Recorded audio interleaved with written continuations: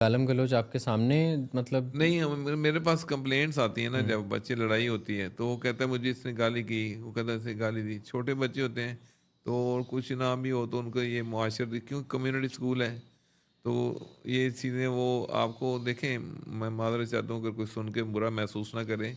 हम reality base की बात करें क्योंकि जी, हमने इस्लाह करनी होती है। जी, और हमारे सामने जो केसेस आते हैं उनको हम फेस करते हैं, तो उसकी बेस बता रहा हूँ। जी, कभी कभी ऐसा केस भी आता है जी, किसी का लड़के लड़ पड़ते 9 के 10, इसने मुझे इंस्टाग्राम पे गालियाँ दी हैं, इसने मुझे फलां किया है, फलां कोई चक्कर भी होते हैं।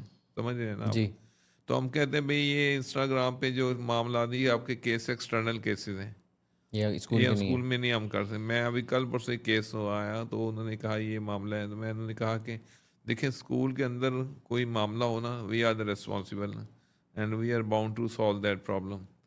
लेकिन स्कूल से बाहर अब अगर कोई बंदा आपसे कर रहा है कि आपको व्हाट्सएप पे कोई उल्टी सीधी बात कर रहा है, ये वो हम स्कूल के अंदर नहीं डील करते। हाँ ये है, उसका केस आप पुलिस को दें या साइबर क्राइम को दें, ये हाँ हम समझा सकते हैं, लेकिन हम उसको प्रॉपरली आपका इसको डील करें वो नहीं करते।